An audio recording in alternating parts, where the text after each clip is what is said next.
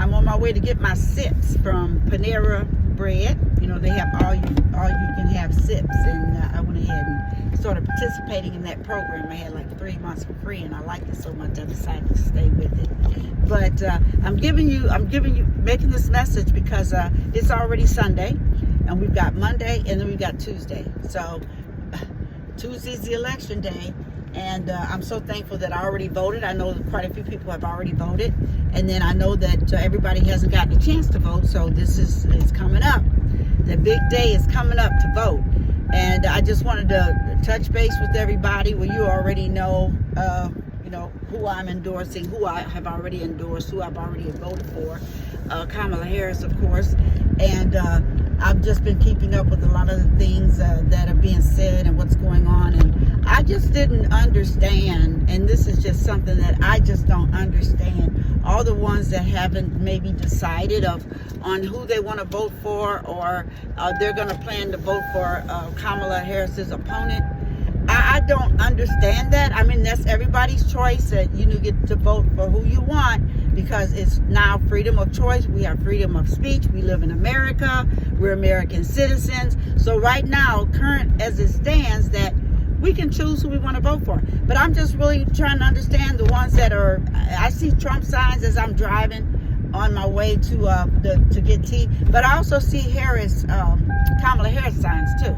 And of course, when I see the Kamala Harris signs, I understand what's going on. I know why they have their signs up, because Kamala Harris is somebody that's already told us what she wants to do for the American people.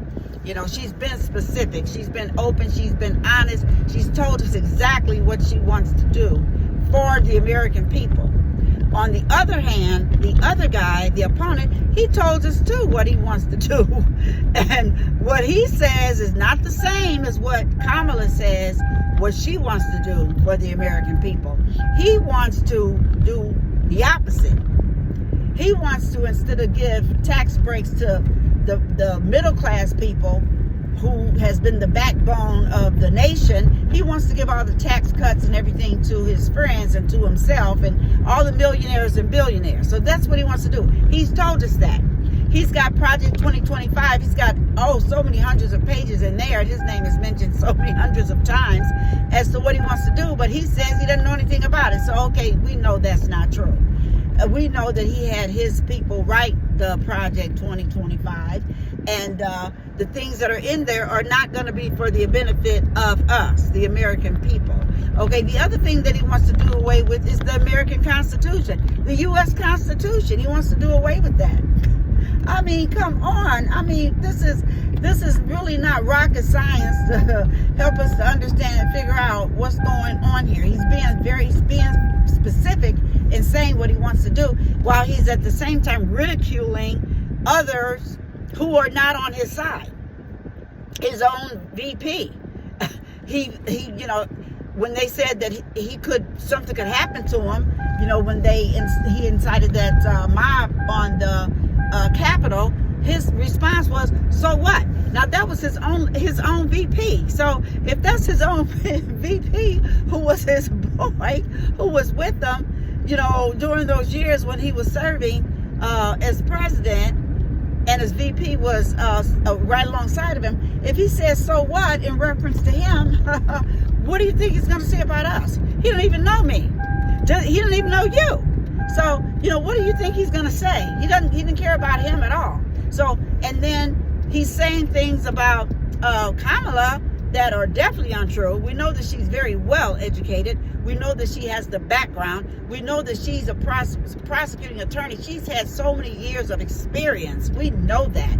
She was with President Biden as VP and handled a lot of the business, and was with him during all the things we're taking care of for the American people. So we know that. She's already told us what she wants to do as far as making the country better. But guess what? Her opponent says he wants to make America great again. What does that mean? I mean, he says that he was, Abraham Lincoln should have made a deal. And so we know that what happened during that time, when we had the Proclamation of Emancipation, but he says Abraham Lincoln should have made a deal.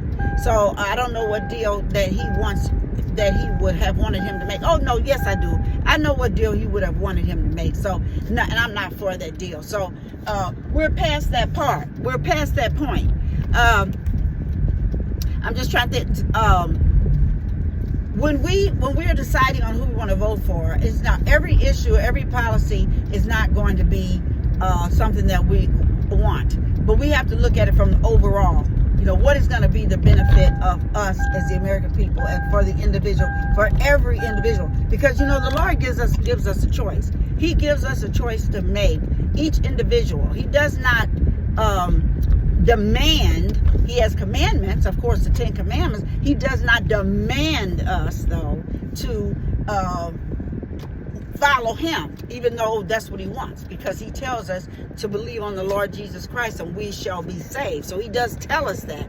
And he also tells us that we have to, you know, we perish for lack of knowledge. So we have to understand what's going on. We have to gather all this knowledge together, and we have to make a decision that 4 years down the road, you know, we're going to be here 4 years down the road, right here in the United States of America. You know, what are we going to be up against? What are we going to be dealing with? So my question is, if you haven't decided on who you want to vote for, or you don't like some of the policies, we can vote on changing the policies, but we have to have somebody in office that's going to be willing to listen to us. That's the bottom line. We have to have somebody in office who is going to be willing to listen to us. And if we have someone in office that's not willing to listen, because they don't even listen to their own representatives from their own party, they don't even listen to them. So, I mean, he goes out and says things that he's been advised not to say, but he says them anyway. So, you know, what are we going to do? I mean, the choice is ours. The choice is yours. You have to make that choice.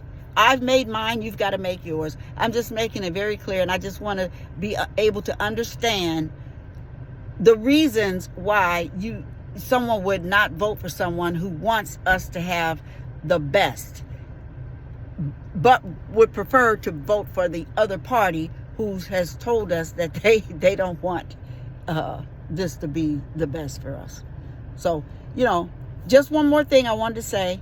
And I'll probably come back on and say something else. So if you choose to listen to me, fine. If you choose not to, it's okay. But I feel that you know, this is extremely important, and we need to be aware of what's going on. We need to have a say in the matter, because if we choose not to vote, then guess what? That's not going to be a point for Harris, and it's going to take away from what we're choosing to do in moving forward. So just think about it. Think about it. And I'll plan to talk with you a little bit later. Have a great day. You all take care. May God bless. I'm signing out right now. I'm already here at Panera Bread. I'm picking up my sips, which I usually get the papaya green tea. It's delicious. So I'll talk to you later. Have a great day. Take care. May God bless. Bye-bye.